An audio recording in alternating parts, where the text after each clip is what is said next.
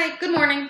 I'm Jessica, and my son Jason was born with a congenital heart defect. So, a congenital heart defect is a structural abnormality that is present at birth. And he actually has three separate ones. So, the first one that he has is called coarctation of the aorta. And the aorta is that big vessel that supplies our body with oxygen-rich blood. Okay, so here is what a normal aorta looks like. As you can see, it's very wide, it's very patent, and the blood flows through it quite well. How Jason's aorta looked was like this. It was wide, and then it gets very narrow, and then wide again. So this narrowing kind of causes a backup, and the oxygen-rich blood can't get to the body as fast as the body needs it to. So what they did was they took donor tissue and they expanded it so that it's wider and the blood can flow through it quite better. Now, we do keep an eye on this, but it's not a huge concern because thankfully his has always stayed pretty wide and patent, and the donor tissue actually came from my body, so that's kind of cool.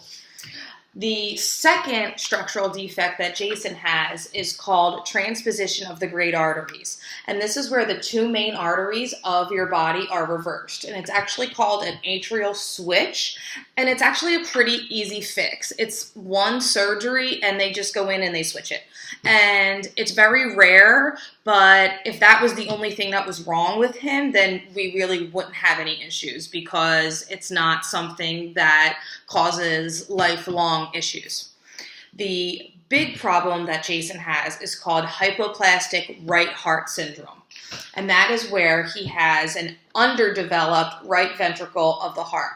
And our right ventricle is responsible for pumping the deoxygenated blood to the lungs so that it can become oxygenated and sent to the rest of the body. So we have here, and by the way, this is not anatomically correct at all. This is just for visual purposes. All right, so you have your vena cavas, which that's where that blue oxygen-less blood comes into the body. You have your four chambers of the heart. You have your right atrium here, you have your right ventricle, you have your left atrium, and you have your left ventricle.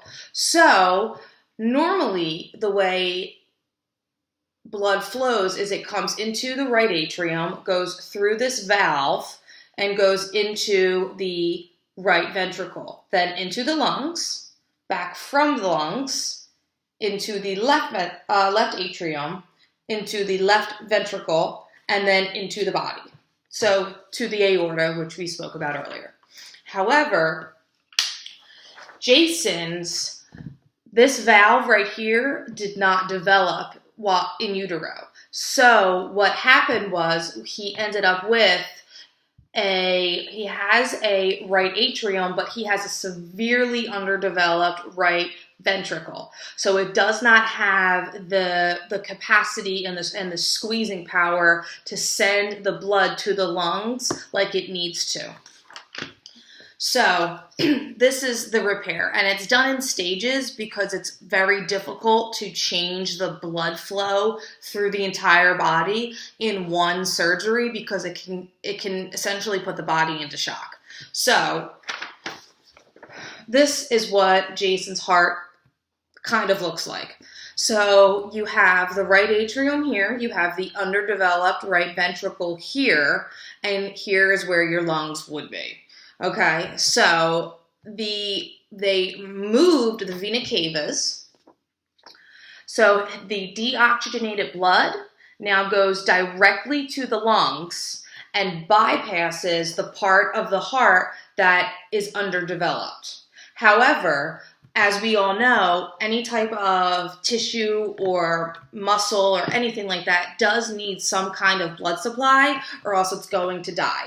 So he does have a small patent fenestration, it's called here, and it goes into his right atrium, and then some of the blood will trickle down into the right ventricle and then trickle down into the lungs. So then it comes from the lungs to the left atrium, to the left ventricle, and then to the body.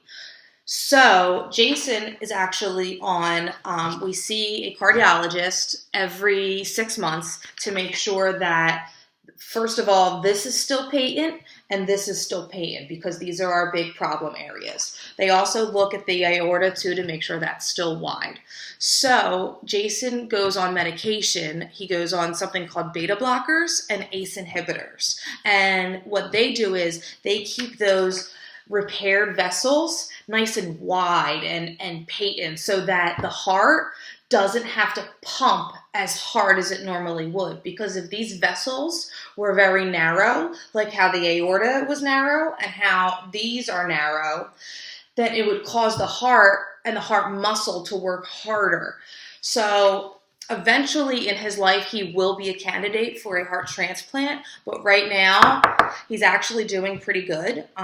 It's measured in a bunch of different ways, but one of the big ones is by the BMP, which is the bi something peptide. I don't know, something like that. The bi natural peptide. It's a big word. Anyway, but it measures the cardiac tissue that is failing. So it goes from 0 to 100, and once you hit 100, that's heart failure, and that's when you become the candidate for a transplant. Jason is actually just at a 29, which is pretty good. We know somebody who was born on the same day as Jason and has already needed a transplant because his heart just failed. Like, it just could not take the repairs, and it couldn't take the extra work that it needed to do. So that's pretty much it in a nutshell. So basically, to sum it up, his deoxygenated blood just bypasses the part of the heart that didn't correctly develop, and it goes directly to the lungs. And then the lungs oxygenate it for him, and then it comes down here, and it down here, and then goes into the body. So he does have a lower pulse ox than you or I do. It's normally between 80 to 90, which yours or I's is about 99 to 100%. So he does get tired easily. He knows his own limits, though, and he tells us when he's tired. So, I mean, that's pretty much it. I hope that helped. Bye.